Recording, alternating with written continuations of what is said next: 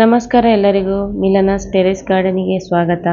ತುಂಬ ದಿವಸ ಆಯಿತು ಲಾಂಗ್ ವಿಡಿಯೋಸ್ ಹಾಕದೆ, ಯಾಕೆಂದರೆ ನಾನು ಕೂಡ ಅಷ್ಟೇ ಗಾರ್ಡನ್ ಬಗ್ಗೆ ಕೇರ್ ತಗೊಳ್ಳೋದೆ ಆಲ್ಮೋಸ್ಟ್ 1 ಮಂತ್ಸ್ ಆಗ್ತಾ ಬಂತು. ಇವಾಗ ನೋಡಿ ಯಾವ ಥರ ಆಗಿದೆ ಅಂತ. ಈ ಗಾರ್ಡನ್ ಅವಸ್ಥೆ ನೋಡಿದರೆ ಇದನ್ನು ಕ್ಲೀನ್ ಮಾಡೋಕ್ಕೆ 1 ದಿವಸ ಇಡೀ ಬೇಕಾಗುತ್ತೆ. ಯಾಕೆಂದರೆ ನಾವು ಸ್ವಲ್ಪನೂ ನೆಗ್ಲೆಕ್ಟ್ ಮಾಡಿದರೆ ಯಾವ ಥರ ಆಗುತ್ತೆ ಅಂತ ಇಲ್ಲಿ ಗೊತ್ತಾಗುತ್ತೆ ನೋಡಿ.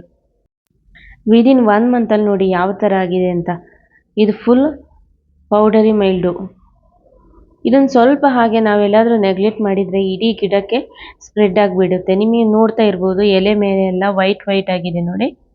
ಇದು ಒಂದ್ಸಲ ಬಂತಂದರೆ ಇದನ್ನು ನಾವು ಇದು ಮಾಡೋದು ತುಂಬಾ ಕಷ್ಟ. ಇದು ನೋಡಿ ಲಾಂಗ್ ಬೀನ್ಸಿನ ಬಳ್ಳಿ ಎಲ್ಲ ಚೆನ್ನಾಗಿ ಬಿಟ್ಕೊಳ್ತಿದೆ. ಆದರೆ ನೋಡಿ ಇವಾಗ ಈ ಬೀನ್ಸಿಗೂ ಕೂಡ ಸ್ಪ್ರೆಡ್ ಆಗಿದೆ. ಆದ್ದರಿಂದ ನಾವು ಈ ಥರ ಇದೇನಾದರೂ ಇದ್ದರೆ ಡೈಲಿ ನಾವು ಚೆಕ್ ಮಾಡ್ತಾ ಇರಬೇಕು. ಸ್ವಲ್ಪನೂ ನೆಗ್ಲೆಕ್ಟ್ ಮಾಡಿದರೆ ನಾವು ಎಲ್ಲ ಮಾಡಿದ ಪರಿಶ್ರಮ ಎಲ್ಲ ವೇಸ್ಟ್ ಆಗುತ್ತೆ. ನಾನು ತುಂಬ ಬ್ಯುಸಿ ಇದೆ 1 ಮಂತಿಂದ, ಅದಕ್ಕೋಸ್ಕರ ಜಾಸ್ತಿ ನನಗೆ ಗಾರ್ಡನ್ ಬಗ್ಗೆ ಕಾನ್ಸಂಟ್ರೇಟ್ ಮಾಡೋಕ್ಕಾಗಿರಲಿಲ್ಲ. ಸೊ ಡೈಲಿ ನೀರು ಹಾಕ್ಕೊಂಡು ಬೇಗ ಕೆಲಸ ಮುಗಿಸ್ಕೊಂಡು ಹೋಗ್ತಾ ಇದೆ. ಅದು ಬಿಟ್ಟು ಬೇರೆ ಯಾವ ಥರ ಈ ಥರ ಡೈಲಿ ನೋಡ್ತಾ ಇದ್ರೆ ಆದರೂ ಕೂಡ ಕೇರ್ ತೊಗೊಳಕ್ಕಾಗ್ತಾ ಇರಲಿಲ್ಲ. ನೋಡಿ ಇಲ್ಲಿ ಚೆನ್ನಾಗಿತ್ತು ಈ ಗಿಡ. ಇದಕ್ಕೂ ಕೂಡ ನೋಡಿ ಮಿಲಿ ಬಗ್ಸ್ ಬಂದಿದೆ. ಒಂದ್ಸಲ ಬಂತು ಅಂದರೆ ಇದನ್ನು ಹೋಗ್ಸೋದು ತುಂಬಾ ಕಷ್ಟ. ಹಾಗೆಯೇ ಇದು ಬೇಗ ಇವತ್ತಿದ್ರೆ ನಾಳೆ ಎಲ್ಲ ಆಲ್ಮೋಸ್ಟ್ ಎಲ್ಲ ಗಿಡ ಸ್ಪ್ರೆಡ್ ಆಗಿಬಿಡುತ್ತೆ ನೋಡಿ. ಇದು ಹೆಲ್ದಿ ಲಾಂಗ್ ಬೀನ್ಸ್ ಈ ಥರ ಇರುತ್ತೆ. ಆದರೆ ಇದು ಗಿಡ ಸಪ್ರೇಟ್ ಆಗಿದೆಯಲ್ಲ, ಆದ ಕಾರಣ ಈ ಗಿಡ ಸ್ವಲ್ಪ ಚೆನ್ನಾಗಿ ಬಂದಿದೆ ನೋಡಿ. ಎಲ್ಲ ಅವ್ಯವಸ್ಥೆ ಎಲ್ಲ ಬಿದ್ದುಕೊಂಡು ಒಣಗಿಕೊಂಡು ಎಲ್ಲ ಇದೆ. ಇದನ್ನೆಲ್ಲ ನೀಟಾಗಿ ತೆಗೆದು ಕ್ಲೀನ್ ಮಾಡಬೇಕು. ಕ್ಲೀನ್ ಮಾಡಿದ್ರೇ ಗಾರ್ಡನ್ ನೋಡೋಕ್ಕೂ ಚೆಂದ ನೋಡಿ. ಇದು ಕೋಳಿ ಜುಟ್ಟು ಹೂವು ಅಂತ ತಿಂತೀವಿ. ಇದರ ಕೆಳಗಡೆ ಬೀಜಗಳಿರುತ್ತೆ, ಮೇಲೆ ನೋಡಿ ಈ ಥರ ಇದೆ.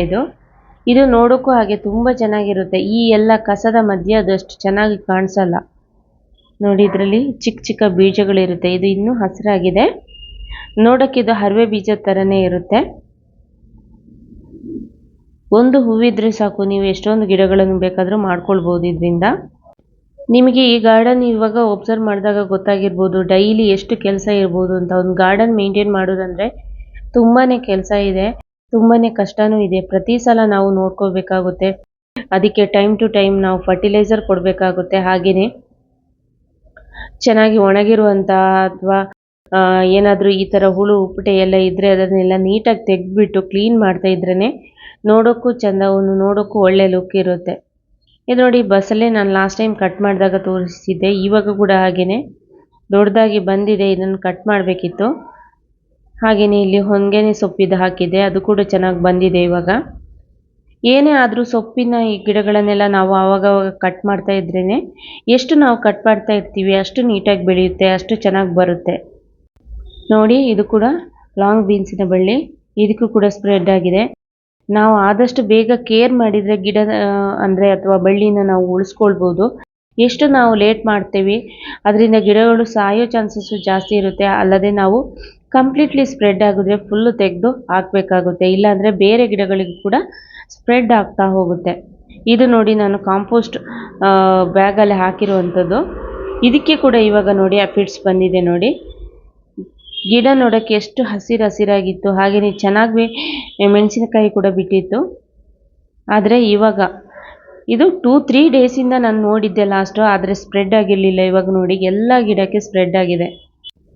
ಜಾಸ್ತಿ ಈ ಥರ ಸ್ಪ್ರೆಡ್ ಆದಾಗ ನೀಮ್ ಆಯಿಲ್ ಕೂಡ ಅಷ್ಟೊಂದು ಎಫೆಕ್ಟ್ ಅನಿಸಲ್ಲ ನನಗೆ, ಚೆನ್ನಾಗಿ ವರ್ಕ್ ಆಗಲ್ಲ ಅದು ನೋಡಿ. ಕೆಲವೊಂದು ಸಲ ನಾವು ಗಿಡದ ಈ ಥರ ಇದನ್ನು ಚಿವುಟಿ ಹಾಕಬೇಕಾಗುತ್ತೆ. ನೋಡೋಣ ಈ ಸಲ ಎಲ್ಲ ಒಂದು ಸಲ ಕ್ಲೀನ್ ಮಾಡಿಬಿಟ್ಟು ಆಮೇಲೆ ನಿಮಗೆ ಚೆನ್ನಾಗಿ ತೋರಿಸ್ತೀನಿ.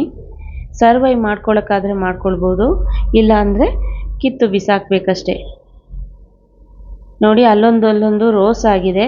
ಆದರೆ ಈ ಥರ ಎಲ್ಲ ಒಣಗಿರುವ ಮತ್ತು ಈ ಥರದ ಹಾಳಾಗಿರುವಂಥ ಗಿಡಗಳು ಇದ್ದ ಕಾರಣ ಕಳೆ ಗಿಡಗಳು ಬೇರೆ ತುಂಬಿಕೊಂಡಿದೆ. ಇದನ್ನೆಲ್ಲ ನೀಟಾಗಿ ಕ್ಲೀನ್ ಮಾಡಬೇಕು. ಆದ ಕಾರಣ ಒಂದು ಗಾರ್ಡನ್ನ ಲುಕ್ಕೆ ಹೊರಟು ಹೋಗಿದೆ. ಇವಾಗ ಇದು ವಿದಿನ್ 1 ಮಂತಲ್ಲಿ ಈ ಥರ ಆಗಿರುವಂಥದ್ದು ನೋಡಿ. ಎಷ್ಟೊಂದು ಹಾಳಾಗಿರುವಂಥ ಗಿಡಗಳಿದೆ ನೋಡಿ. ಇದು ಕರ್ಣಕುಂಡಲ ಗಿಡ, ಇದಕ್ಕೂ ಕೂಡ ಹಾಗೆಯೇ ಎಲ್ಲ ಕಡೆ ಸ್ಪ್ರೆಡ್ ಆಗಿದೆ ನೋಡಿ. ಇಂಥ ಗಿಡಗಳನ್ನು ನಾವು ಆದಷ್ಟು ಬೇಗ ಕಿತ್ತು ಬಿಸಾಕೋದು ಒಳ್ಳೆಯದು ನೋಡಿ. ಇದು ಮೀಲಿ ಬಗ್ಸ್ ಕಂಪ್ಲೀಟಾಗಿ ಸ್ಪ್ರೆಡ್ ಆಗಿ ಗಿಡನೇ ಸತ್ತೋಗಿದೆ. ಸೊ ಇದನ್ನು ತೆಗೆದು ಬಿಸಾಕಬೇಕಷ್ಟೇ, ಇಲ್ಲ ಅಂದರೆ ಅದು ಇನ್ನು ಅದರಲ್ಲಿರುವಂಥ ಮಿಲಿಬಗ್ಸ್ ಬೇರೆ ಗಿಡಗಳಿಗೆ ಸ್ಪ್ರೆಡ್ ಆಗ್ತಾ ಹೋಗುತ್ತೆ. ನಿಯರ್ ಬೈ ಯಾವುದಿದೆ ಅದಕ್ಕೆ ಆದಷ್ಟು ಬೇಗ ಇದು ಸ್ಪ್ರೆಡ್ ಆಗ್ತಾ ಹೋಗುತ್ತೆ. ಸೊ ಆದ ಕಾರಣ ನಾವು ಆದಷ್ಟು ಬೇಗ ಇದನ್ನು ಕೇರ್ ಮಾಡಬೇಕಾಗುತ್ತೆ. ನೋಡಿ, ಇದು ದಾಸವಾಳದ ಮೊಗ್ಗು. ಇದರಲ್ಲೂ ಕೂಡ ಅಫಿಡ್ಸ್ ಚೆನ್ನಾಗಿ ಕೂತ್ಕೊಂಡಿದೆ ನೋಡಿ, ಕಾಣಿಸ್ತಾ ಇರ್ಬೋದು. ಈ ದಾಸವಾಳ ಗಿಡಕ್ಕೆ ಈ ಥರದ ಅಫಿಡ್ಸ್ ಕಾಟ ಜಾಸ್ತಿಯಾಗಿ ಬೇಗ ಬರೋದು ದಾಸವಾಳ ಗಿಡಕ್ಕೇನೆ. ನೋಡಿ,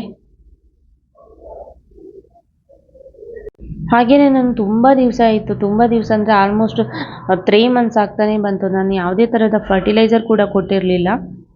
ಏನಿದ್ರು ಕಿಚನ್ ವೇಸ್ಟ್ ಅಂಥದನ್ನೆಲ್ಲ ಹಾಕ್ತಾ ಇದೆ. ಅದೇನು ದೊಡ್ಡ ಪ್ರಾಬ್ಲಮ್ ಆಗಲ್ಲ, ಯಾಕೆಂದರೆ ಕಿಚನ್ ವೇಸ್ಟ್ ಹಾಕಿದ ಕಾರಣ ಅದೇ ನ್ಯೂಟ್ರಿಷನ್ ಸಾಕಾಗುತ್ತೆ. ನೋಡಿ, ಎಷ್ಟು ಚಿಕ್ಕ ಗಿಡದಲ್ಲಿ ಕೂಡ ಹೂವು ಚೆನ್ನಾಗಿ ಬಿಟ್ಟಿದೆ. ಆದರೆ ಚೆನ್ನಾಗಿ ಮೇಂಟೈನ್ ಮಾಡಿದರೆ ಇದು ಇನ್ನೂ ಚೆನ್ನಾಗಿ ಗಿಡ ದೊಡ್ಡದಾಗಿ ಚೆನ್ನಾಗಾಗಿರೋದು. ಚಿಕ್ಕ ಪಾಟಲ್ಲಿ ಹಾಕಿರೋ ಕಾರಣ ಗಿಡನೂ ಅಷ್ಟೇ ಚಿಕ್ಕದಾಗಿದೆ ಇದು. ನೋಡಿ, ಇದು ಇವಾಗ ಪುನಃ ಹುಟ್ಟಿಕೊಂಡಿರುವಂಥ ಕರ್ಣಕುಂಡಲ ಗಿಡ, ಇದಕ್ಕೂ ಕೂಡ ಸ್ಪ್ರೆಡ್ ಆಗಿದೆ. ಎಲ್ಲ ಗಿಡಗಳು ಹಾಗೇನೆ, ಬದನೆಕಾಯಿ ಗಿಡಕ್ಕೂ ಕೂಡ ಹಾಗೇನೆ. ಜಾಸ್ತಿ ಈ ಮಿಲಿಬಗ್ಸ್ ಬದನೆಕಾಯಿ ಗಿಡಕ್ಕೆ ಬರೋದು. ಅದರಲ್ಲಿ ನೋಡಿ, ಇರುವೆಗಳೆಲ್ಲ ಇರುತ್ತಲ್ಲ ಮೇಲೆ, ಈ ಇರುವೆಗಳು ಒಂದು ಕಡೆಯಿಂದ ಇನ್ನೊಂದು ಕಡೆಗೆ ಇದನ್ನು ಮಿಲಿಬಗ್ಸ್ ಕ್ಯಾರಿ ಮಾಡಲಿಕ್ಕೆ ಹೆಲ್ಪ್ ಮಾಡುತ್ತೆ. ಆದ ಕಾರಣ ಎಲ್ಲ ಗಿಡಗಳಿಗೂ ಆದಷ್ಟು ಬೇಗ ಸ್ಪ್ರೆಡ್ ಆಗ್ತಾ ಹೋಗುತ್ತೆ ಇದು. ಸೊ ಆಲ್ಮೋಸ್ಟ್ ತುಂಬ ಗಿಡಗಳನ್ನು ನಾನು 4-5 ಬದನೆ ಗಿಡಗಳನ್ನು ಕಿತ್ತು ಬಿಸಾಕಿದೆ. ಯಾಕೆಂದರೆ ತುಂಬ ಕಂಪ್ಲೀಟಾಗಿ ಬಂದರೆ ಅದನ್ನು ನಮಗೆ ಕ್ಯೂರ್ ಮಾಡೋದಕ್ಕಿಂತ ತೆಗೆದು ಬಿಸಾಕೋದೇ ತುಂಬ ಒಳ್ಳೆಯದು. ಯಾಕೆಂದರೆ ಬೇರೆ ಗಿಡಗಳನ್ನು ಕೂಡ ನಾವು ಸರ್ವೈವ್ ಮಾಡ್ಕೊಳ್ಬೋದು. ಕೆಲವೊಂದು ಗಿಡದಲ್ಲಿ ಹೂ ಬಿಡ್ತಾ ಇದೆ ಚೆನ್ನಾಗಿ. ನೋಡಿ, ಇದು ರೆಡ್ ರೋಸು.